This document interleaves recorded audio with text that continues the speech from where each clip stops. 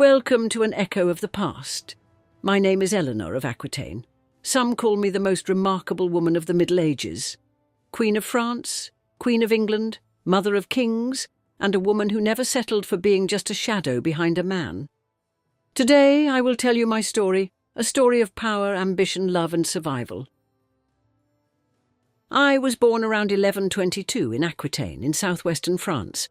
I was the daughter of Duke William Nex of Aquitaine and Eleanor de Châtellerault. My family was not just any family. We ruled one of the largest and wealthiest regions of France. Our land was known for its wine, music and culture.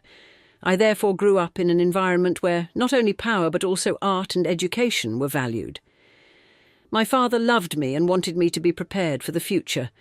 Unlike many women of my time, I learned to read and write, heard stories of heroes and listened to the music of troubadours. Even as a child, I was curious, courageous, and eager to ask questions, perhaps too often, which reportedly annoyed some adults. But my life changed very quickly. In 1137, my father died on a pilgrimage to Santiago de Compostela. I was only 15, and suddenly I became the heiress of a vast estate. Aquitaine was no small duchy. It was a wealth that many kings could only dream of. And with it came the question, whom would I marry and who would gain my lands? Thus began a story that would take me to the throne of France, and later even to England. After my father's death, there was no time to waste. I was young, wealthy, and the heiress of Aquitaine, which meant I became the target of political schemes. The French King Louis XVI, called the Fat, decided to act quickly. His son, Prince Louis, was chosen as my husband.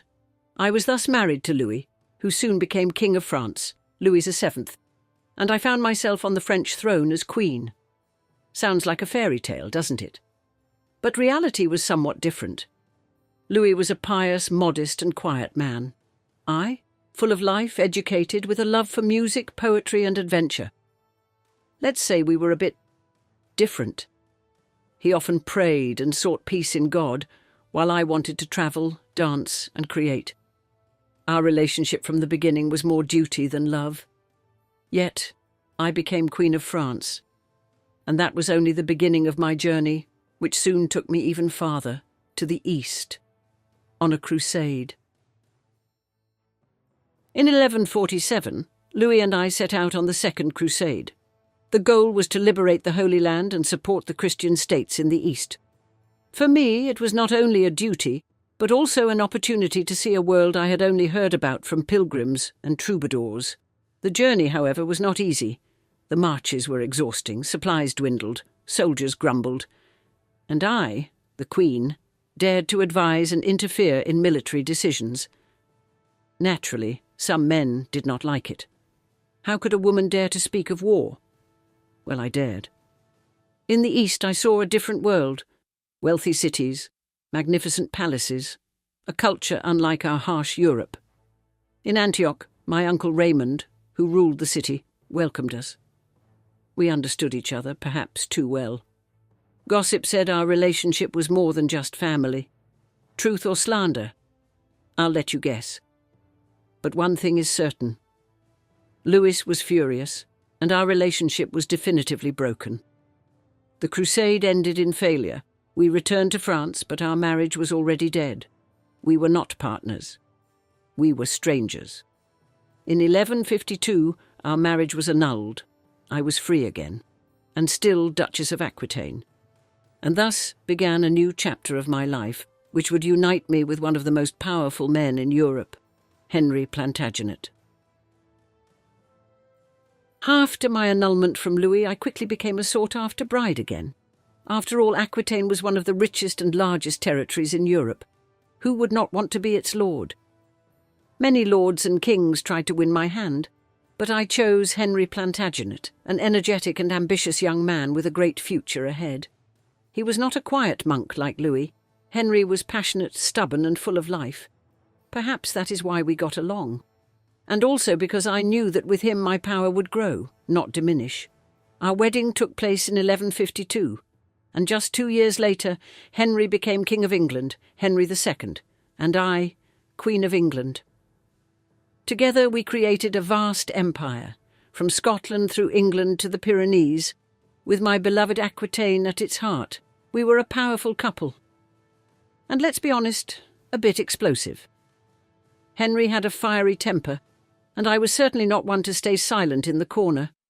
Our arguments were loud, our reconciliations stormy, and our life full of intrigue and passion. But we were strong, and Europe knew it. The Plantagenets, as our dynasty came to be called, became one of the most powerful forces of the Middle Ages. And I was at the centre of it all, queen, mother, political player. They call me the Mother of Kings, and rightly so. Henry and I had 8 children. Our firstborn son William died young, but 5 sons and 3 daughters reached adulthood. And believe me, each of them had ambitions greater than entire kingdoms. I was a mother, but also a politician. I knew my children could inherit the empire Henry and I had built, and I wanted to see them on thrones, not in the corner. Henry, the young king, had the crown, but no power. Richard, my Richard, brave and valiant, nicknamed the Lionheart. Geoffrey, clever and cunning, a master of intrigue. John, the youngest, but all the more ambitious. And my daughters, Matilda, Eleanor and Joan, each married into powerful European kingdoms. The problem was that Henry did not want to share power.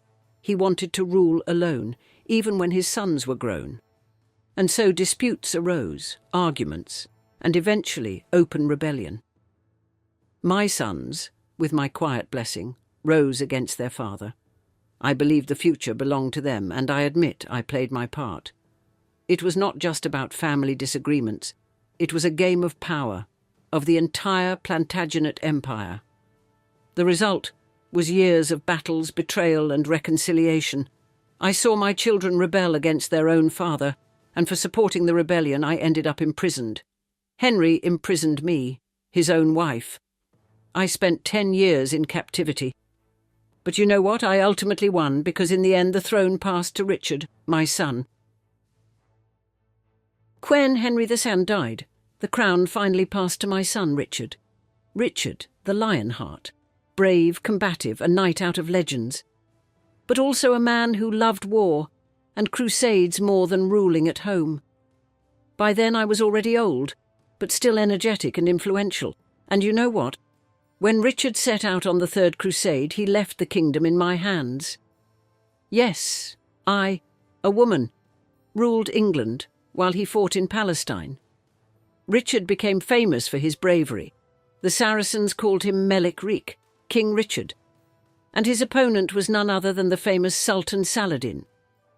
These were battles full of heroism, knightly deeds, but also harsh reality. Richard did not capture Jerusalem, but he reached an agreement with Saladin that protected pilgrims. That was his greatness, not just in the sword, but in diplomacy. And while he fought, I held England together.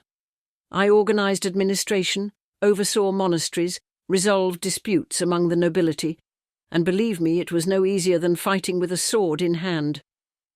But as it often happens, fortune is not eternal. When Richard returned from the Crusade, he was captured and imprisoned. And who do you think raised the ransom? Yes, me. An older woman, mother of kings, travelling across Europe to gather money to bring her son home. Pouches of gold, silver, jewels, the whole kingdom contributed to Richard's release. And he returned.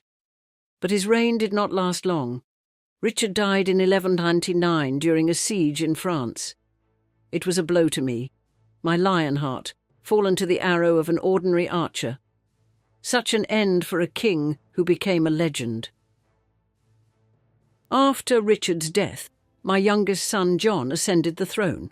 Today history knows him as John Lackland, because he received the least in the inheritance, and believe me, this label followed him his entire life. John was clever, but also suspicious, quick-tempered and sometimes cruel. He was not Richard, the knight in shining armour who won people's hearts. He was a man of intrigue, backroom deals and harsh taxes, and that is why he had so many enemies, at home and abroad. I saw England bleed under his rule, The nobility was unhappy, the people grumbled, and eventually the barons rose against their own king. This led to what happened in 1215, the Magna Carta, a document that limited the king's power and granted rights to the nobility, the church, and ultimately the common people. John signed it at Runnymede, perhaps unwillingly, but he had to, and thus the foundation of English liberty was laid. Ironically, it was not Richard, the famous hero, who laid the foundation of a constitutional state. It was John Lackland, a king mostly remembered with ridicule. And me? I was already an old, tired woman who had lived through 3 wars, 2 marriages, bore 8 children, and saw them become kings and rebels. But looking back, I realized I had been more than a wife and mother. I had been a player in the greatest game of my time, the game of power, of kingdoms, of Europe's future. When I died in 1204 at the Abbey of Fontevraud, I was laid to rest beside Henry and Richard, and there I lie, among the men who shaped my life, and I theirs. They call me the Mother of Kings, but I was more than that. I was Eleanor of Aquitaine, a woman who could rule a world where men ruled. This was my story, the story of a woman who was the wife of 2 kings, mother of 3 more, and who left her mark across all of Europe. If my tale spoke to you, support the channel An Echo of the Past. Leave a like, subscribe, and share this story so that the voices of history may reach even further.